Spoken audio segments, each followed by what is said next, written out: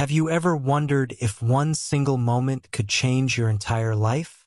If one decision made in darkness could bring light to everything that follows? Before we begin this journey together, let me ask you something. Have you ever been so broken that kindness felt like a foreign language? So lost that you forgot what hope even looked like? What you're about to hear is the story of Marcus Chen, a 35-year-old widowed father who thought he'd already lost everything worth losing.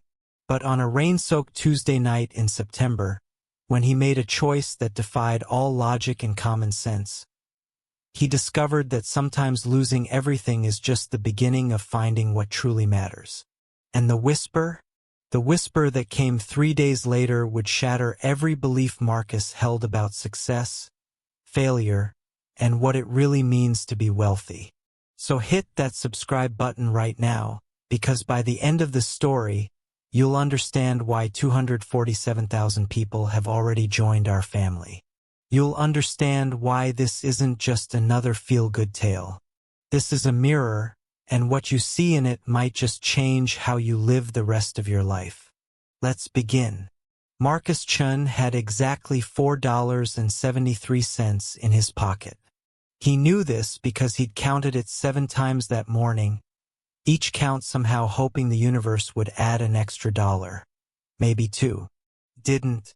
The autumn rain hammered against the cracked windows of his studio apartment in the Riverside district of Portland, a neighborhood that real estate agents politely called transitioning and everyone else called rough. This wasn't where Marcus thought he'd end up at 35. This wasn't the life he'd imagined when he'd married Elena 12 years ago. Both of them fresh out of college. Both of them convinced they were going to set the world on fire. But cancer doesn't care about your dreams. Elena had fought for 2 years.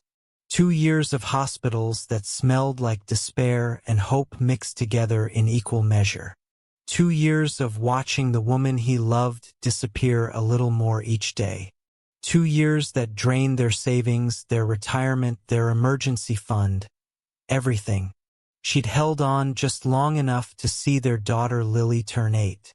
Just long enough to whisper, "Take care of our girl," before slipping away on a Wednesday morning while Marcus held her hand. That was 3 years ago. 3 years of Marcus working 2 jobs, sometimes 3. 3 years of pretending he was okay when Lily asked why he looked so tired. 3 years of believing that if he just worked harder, sacrificed more, pushed through the exhaustion, everything would somehow get better. It hadn't gotten better. "Daddy!"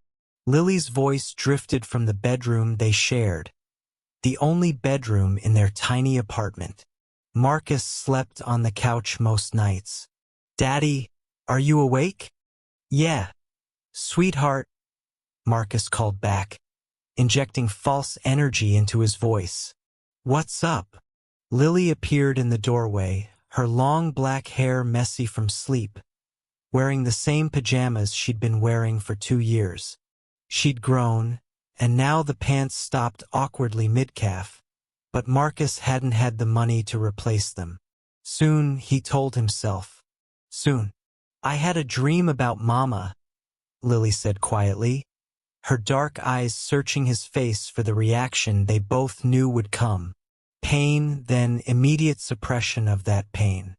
It was a dance they'd perfected. Marcus opened his arms, and Lily climbed onto the couch beside him, fitting perfectly into the space that seemed designed for her. What kind of dream? She was singing. That song she always sang. The one about the mockingbird. Lily's voice grew smaller. I'm starting to forget what her voice sounded like. "Daddy, is that bad? Does that make me a bad daughter?" Marcus felt his throat tighten, felt the familiar sting behind his eyes. "No, baby. No, that doesn't make you bad. That just makes you human." He kissed the top of her head. "And you know what? I recorded her singing that song. It's on my old phone. The one that doesn't work anymore.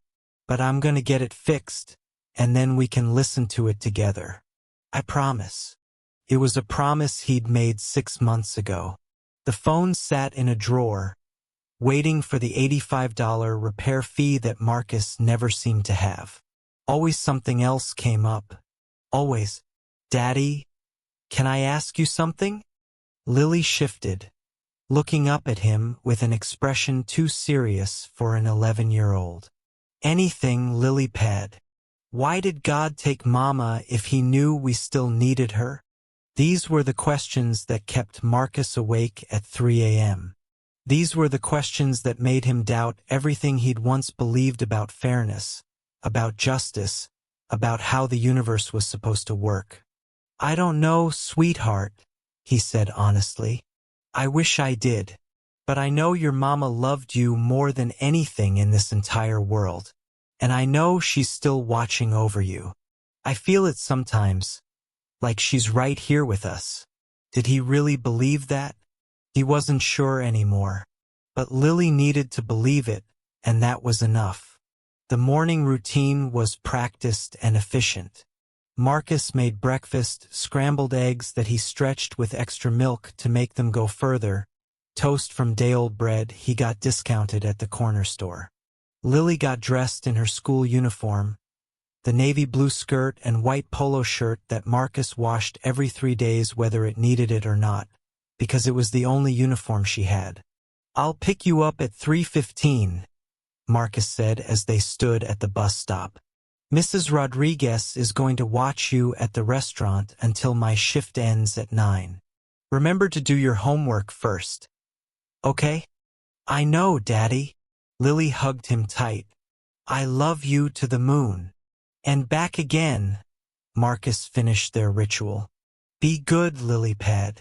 He watched the school bus pull away, watched until he couldn't see Lily's face in the window anymore, then checked his watch. 7:42 a.m. His first shift at the warehouse started at 8. He had 18 minutes to make a 20-minute commute.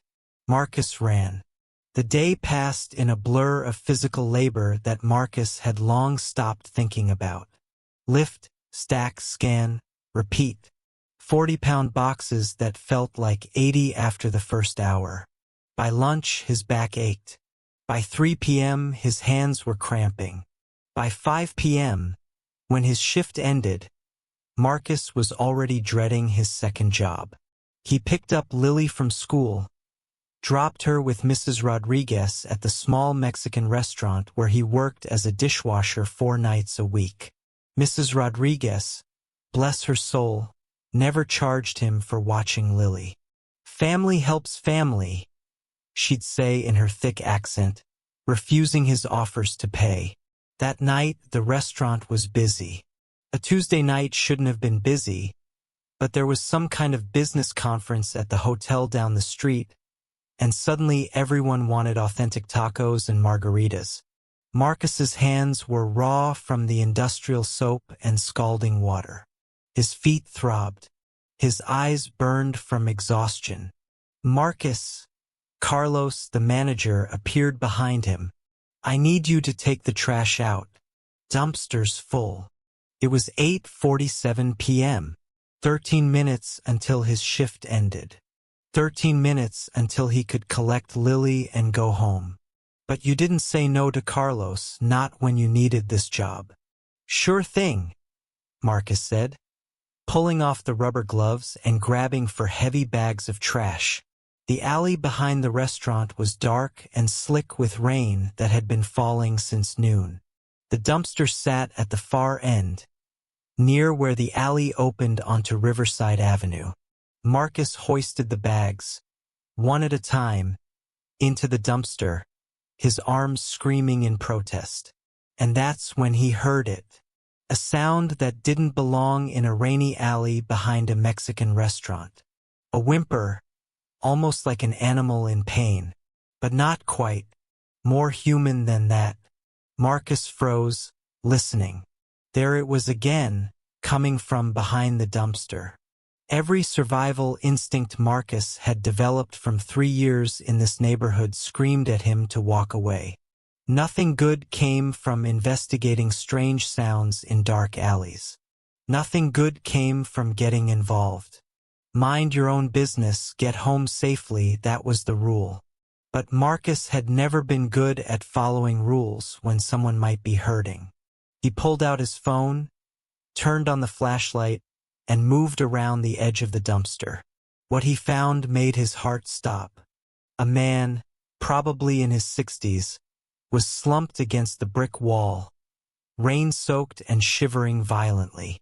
Blood matted his silver hair, running down the side of his face.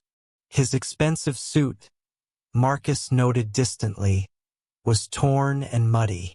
One of his shoes was missing, and his eyes, when they found Marcus's flashlight, were glassy and unfocused.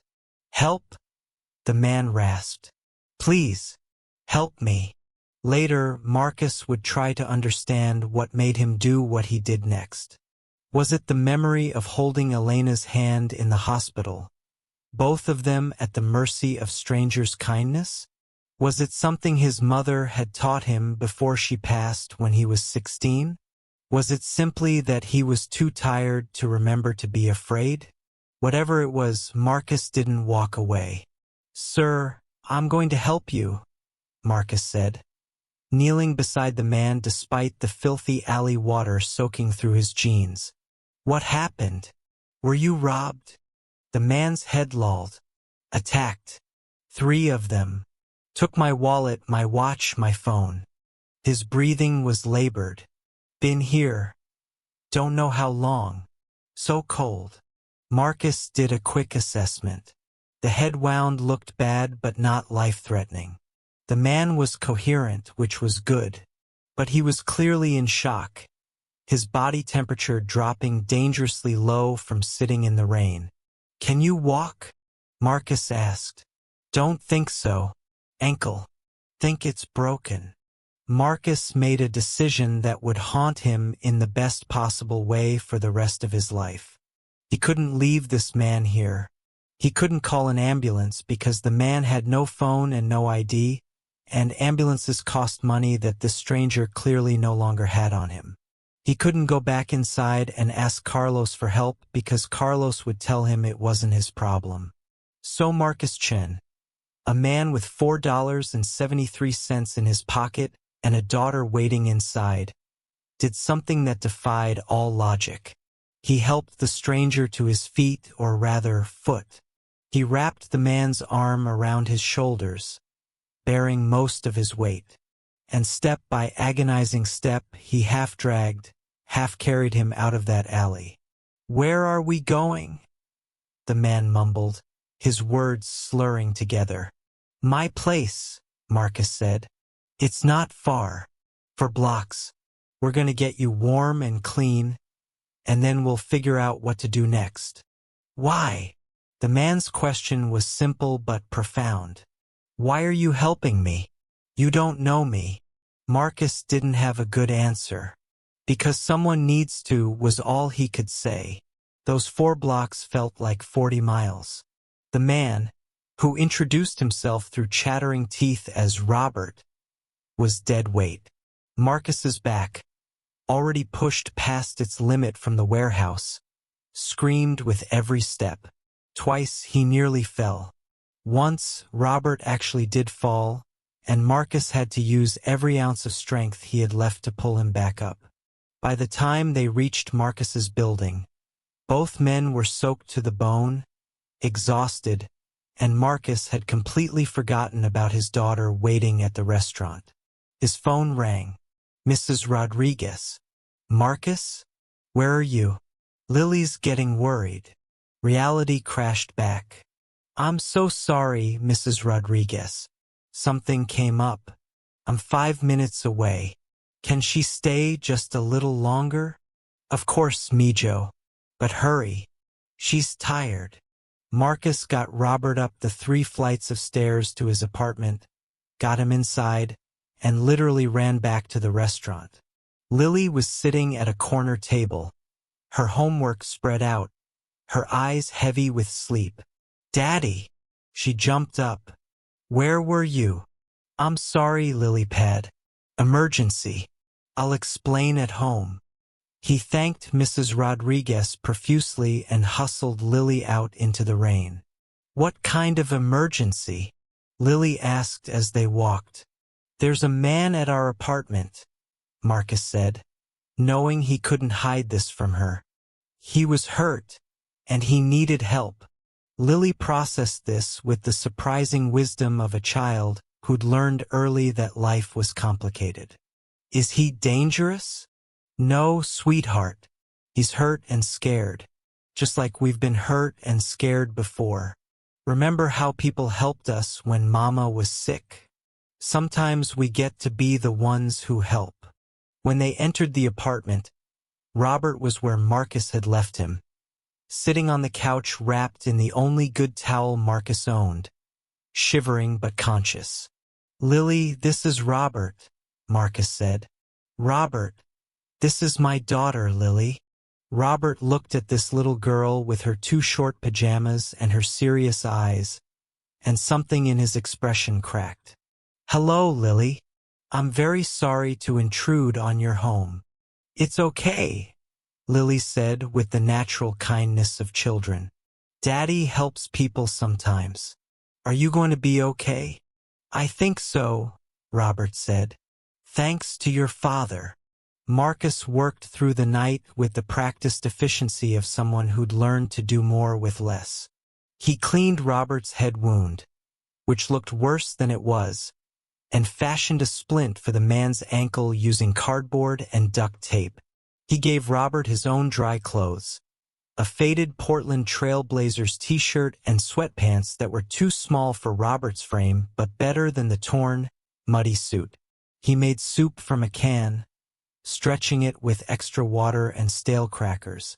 It wasn't much, but it was hot, and Robert accepted it with trembling hands and tears in his eyes. I can't believe you're doing this, Robert said for the 5th time. You don't even know me. You keep saying that, Marcus replied, settling onto the floor since Robert occupied the couch and Lily was asleep in the bedroom. But here's the thing, Robert. When someone's hurt, you don't need to know them. You just need to help. Not everyone thinks like that. Maybe they should. Robert was quiet for a long moment, sipping the soup, staring at the ceiling of this tiny apartment that probably cost less per month than he'd spent on dinner last week. Can I ask you something, Marcus? Sure. How did you end up here? And I don't mean this apartment.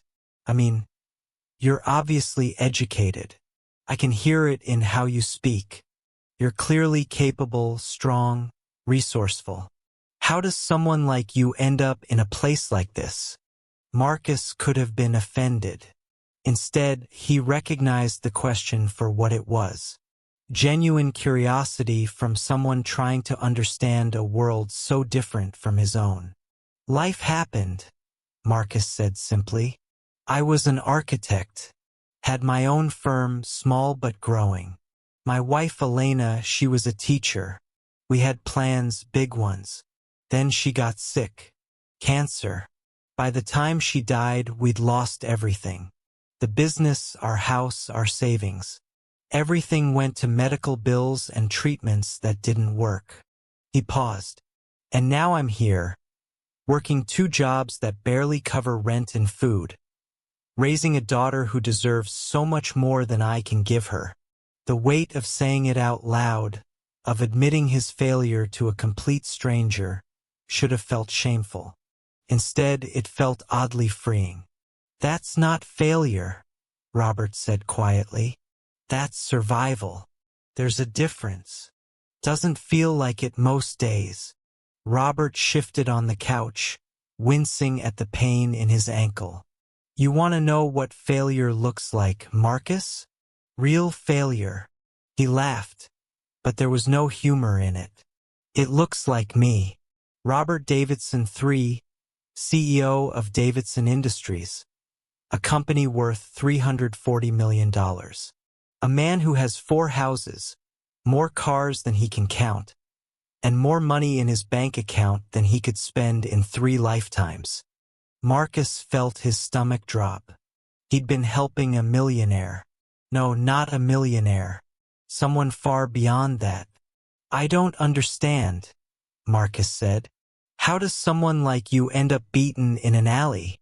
Because, Robert said, his voice breaking, I came to Portland for a conference. Decided to walk back to my hotel instead of calling my driver. Wanted to see the real city for once. Ended up in the wrong neighborhood, and 3 guys decided I looked like an easy mark. They were right. He touched the wound on his head gingerly. But you know what the really pathetic part is, Marcus? When they were going through my pockets, when they found my wallet and saw all those credit cards, you know what I thought? What? I thought, at least someone's going to get some use out of all this money, because I sure as hell wasn't using it for anything that mattered. The silence that followed was heavy with unspoken truth. I have everything, Robert continued, and I have nothing. I have a wife who hasn't genuinely smiled at me in 7 years. I have 2 grown sons who only call when they need money for their trust funds released early. I have business partners who are really just sophisticated vultures waiting for me to slip so they can take over.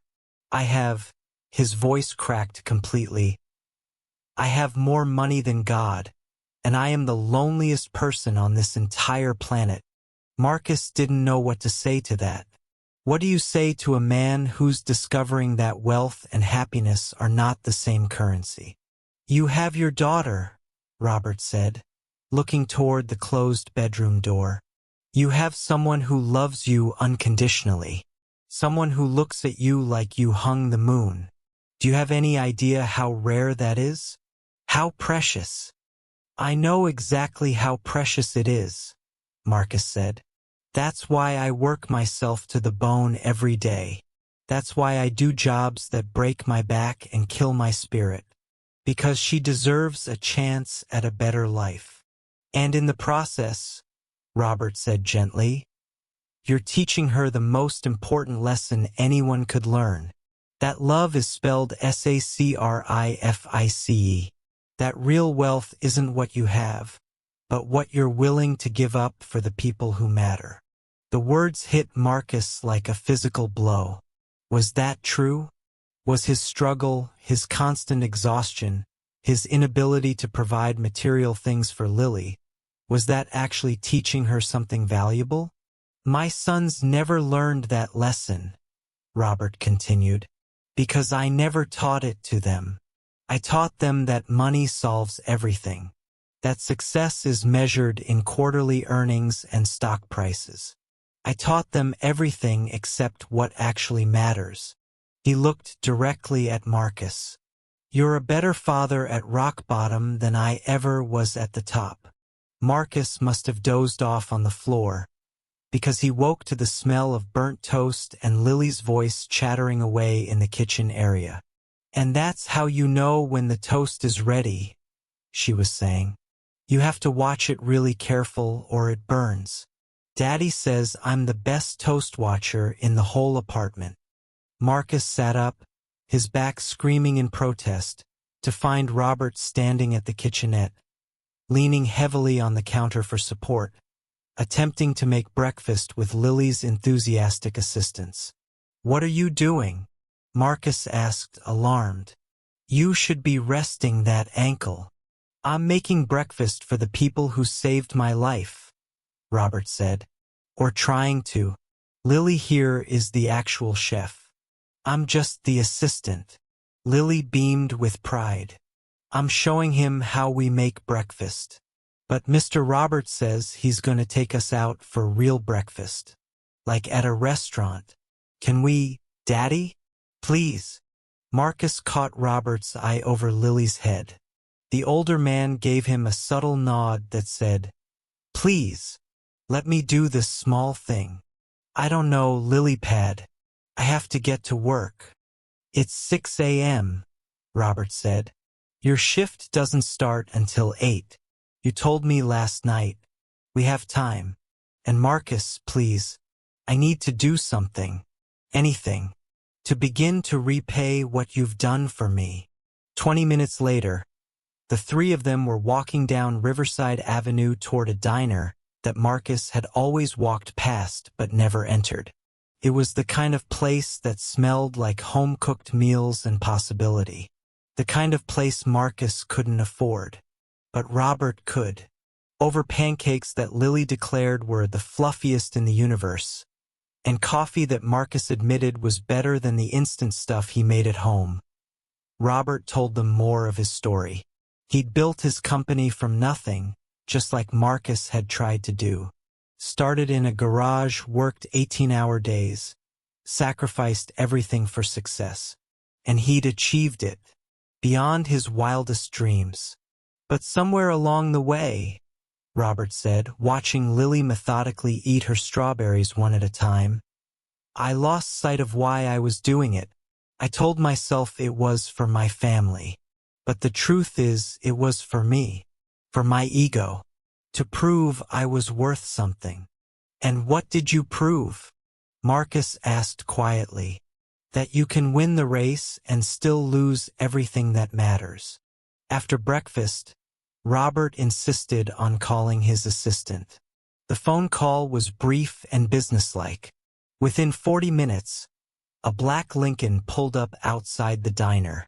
A woman in a crisp business suit emerged, her face a mixture of relief and concern. Mr. Davidson, we've been searching for you all night. When you didn't return to the hotel, she stopped when she saw his condition. My God, what happened? Robert explained in brief, clinical terms. Attacked, robbed, helped by a good Samaritan. He left out the emotional parts, the breakdown, the confessions. Some truths were private. I need you to do several things, Robert told his assistant. First, arrange for a full security detail to escort me back to Seattle. Second, cancel all my appointments for the rest of the week. And third, he turned to Marcus. I need your bank account information. What? No way. Marcus stepped back. I didn't help you for money. I know you didn't, Robert said gently. That's exactly why I want to give it to you. Marcus, you gave me shelter, food, care, and most importantly, perspective when I had nothing. Let me at least cover your expenses. I don't want charity. It's not charity. It's gratitude. There's a difference. Robert's eyes were earnest. Please, I have more money than I know what to do with, and you have a daughter who deserves more than paycheck-to-paycheck survival. Let me help. The way you helped me. Marcus wanted to refuse. His pride demanded it. But then he thought about Lily's pajamas that didn't fit. About the phone in the drawer with Elena's voice trapped inside.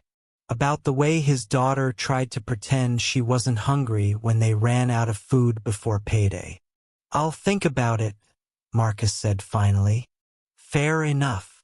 Robert pulled out his wallet, a replacement his assistant had brought. He extracted a business card. This has my direct line. Call me. Anytime. I mean that, Marcus. Day or night.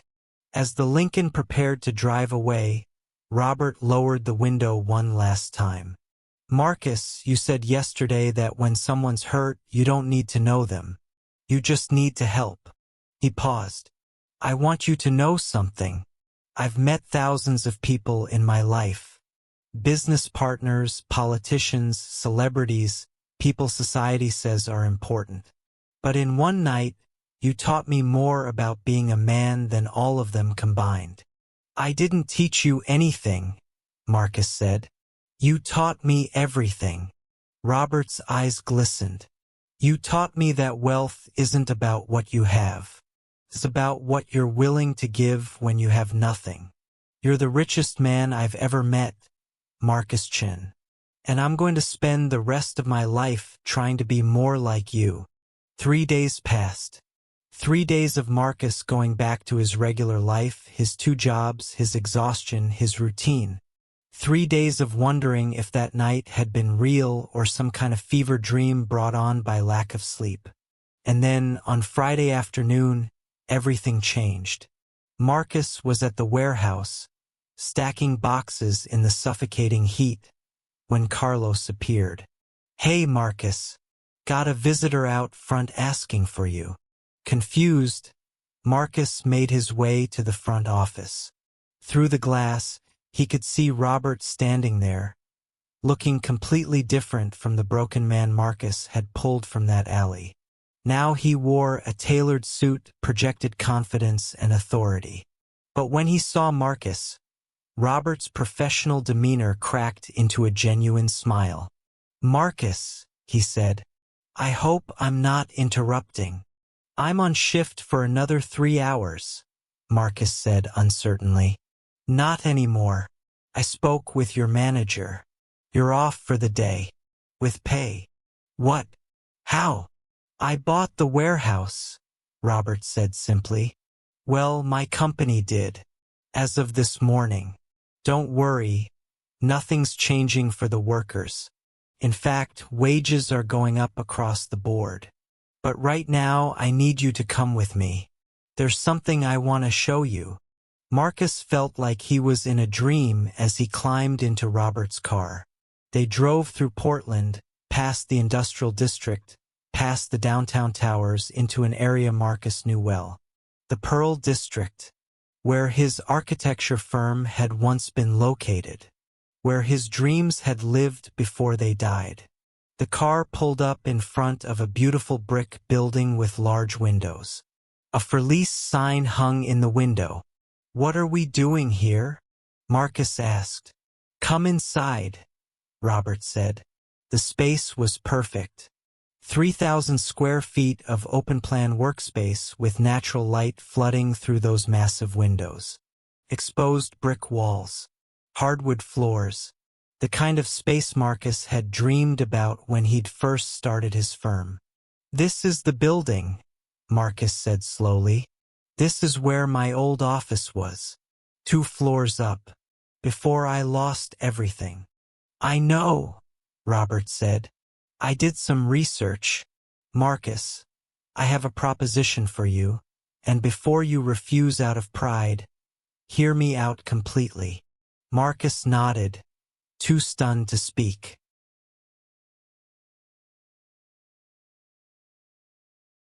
"My company has been expanding into real estate development. We have projects all over the Pacific Northwest, and we need architects. Good ones. Creative ones. People who understand that buildings aren't just structures. They're homes, communities, dreams made concrete." Robert paused. "I want to hire your firm." "I don't have a firm anymore." "You will, as of now. I'm offering you this space, rent-free for the first year, then at a reduced rate after that. I'm offering you a salary of $140,000 to start as a senior architect for Davidson Industries, with benefits including full health insurance for you and Lily. And I'm offering you something else." Robert pulled an envelope from his jacket pocket and handed it to Marcus. With trembling hands, Marcus opened it. Inside was a check made out to him for $50,000. "That's not payment for helping me," Robert said quickly. "That's an investment in your company. I'm your first client, and this is your retainer. Use it to get equipment, hire staff, do whatever you need to do. Build something, Marcus. Build the firm you always wanted." Marcus stared at the check like it might disappear. "This is too much. I can't accept."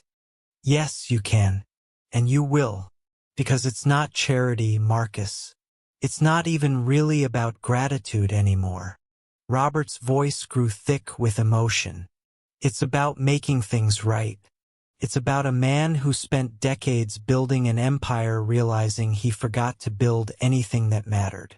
It's about me trying to become the person you showed me I could be." "I didn't show you anything," Marcus whispered. "You showed me everything." Robert's voice cracked. When I was lying in that alley, beaten and robbed, I thought about just staying there, just letting the cold take me. Because what did I have to go home to? Empty house full of things I didn't want? Business meetings that meant nothing? A life that looked successful from the outside but felt hollow inside. Robert gripped Marcus's shoulders. And then you came, this stranger with nothing, who gave me everything.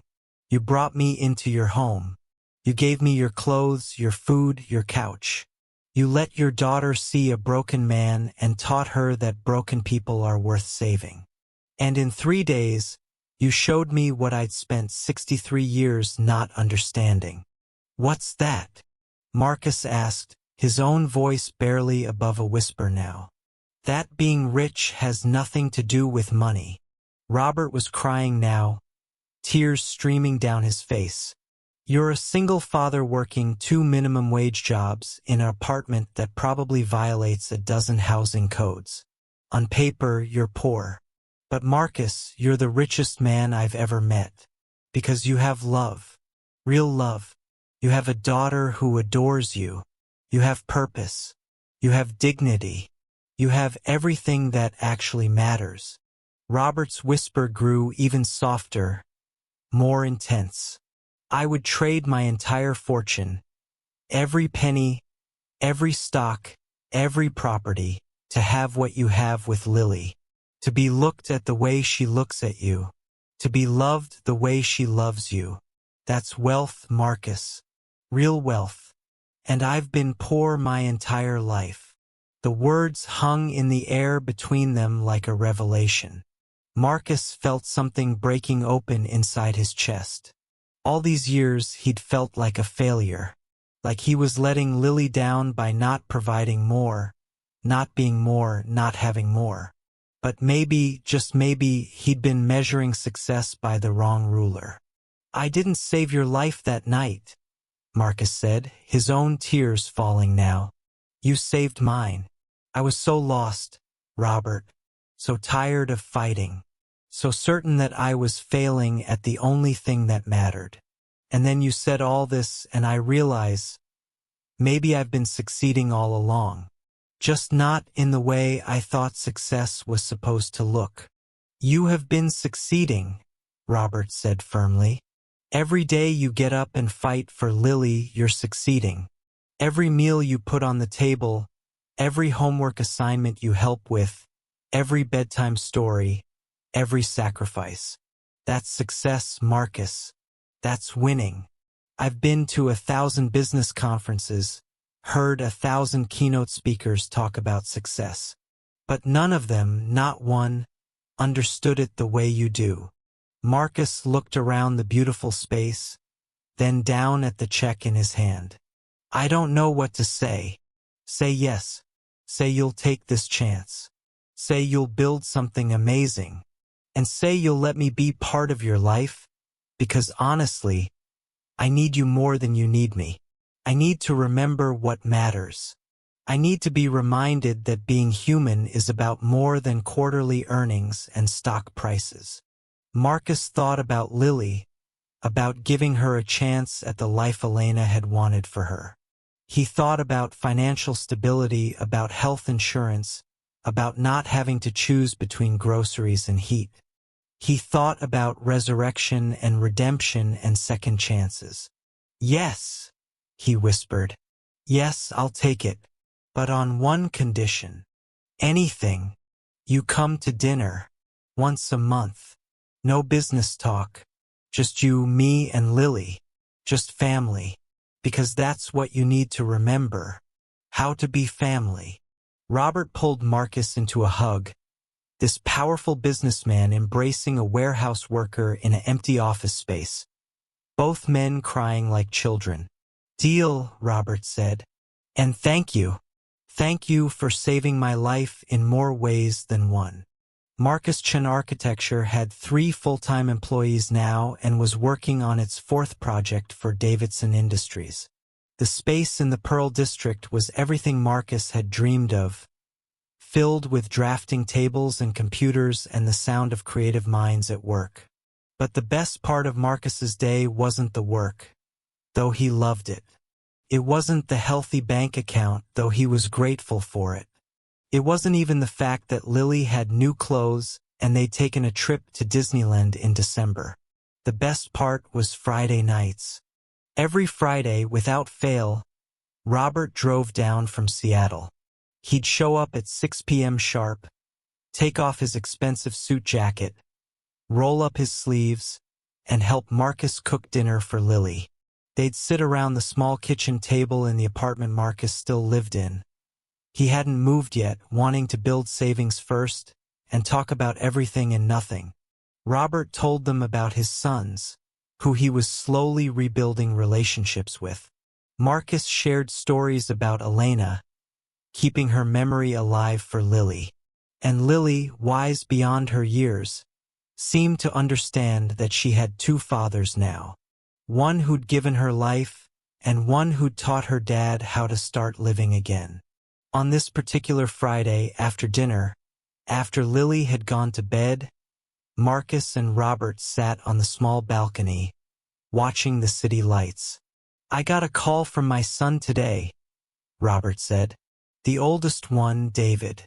He said he wanted to apologize for only calling when he needed money, for not being there when his mother had her health scare last year, for being the kind of son I'd created. That must have been hard to hear." It was, but also liberating, because for the first time we were being honest with each other. And you know what he said at the end? What? He said, "Dad, whatever happened to you 6 months ago, whatever changed you, hold on to it. Because this version of you, the one who's calling just to check in, who's asking about my life instead of lecturing me about business, this is the dad I always wanted." Robert's voice thickened. "I told him about you, about that night, about what you taught me." "I didn't teach you anything," Marcus said automatically. "You taught me everything," Robert corrected. "And I want to tell you something I've been thinking about for months now." "Okay." Robert turned to face Marcus fully. "That night in the alley when those men robbed me, when they took everything I had, I thought it was the worst thing that could happen. I thought I'd hit rock bottom." He paused, his eyes glistening in the dim light. "But it wasn't rock bottom, Marcus. It was a gift, because if they hadn't robbed me, I never would have met you. If I hadn't been broken and desperate, I never would have learned what really matters. If I hadn't lost everything that night, I never would have found what I'd been missing my entire life. Which is," Robert smiled through his tears, "purpose, connection, family. The understanding that being rich has nothing to do with your bank account and everything to do with your heart. You gave me that, Marcus. A stranger with every reason to walk away gave me the greatest gift I've ever received." Marcus felt his own eyes burning. "You gave me something too, you know."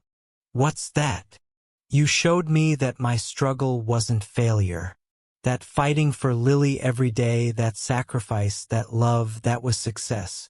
I'd been measuring myself against the wrong standard, thinking I was losing because I didn't have enough money in my pocket." Marcus's voice cracked. "But I had everything that mattered. I just couldn't see it until you pointed it out." The two men sat in comfortable silence, two souls from different worlds who'd found each other in the most unlikely way. "You know what the crazy thing is?" Marcus said eventually.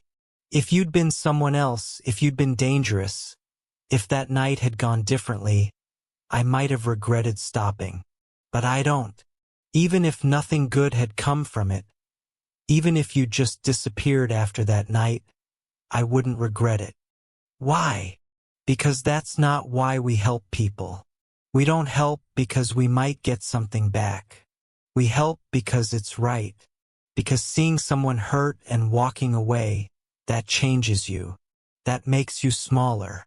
And I don't want Lily growing up in a world where people walk past each other's pain." Robert nodded slowly. You're still teaching me. Even now. We're teaching each other. That's what family does. And that really was the truth of it. What had started as a stranger in an alley had become something profound.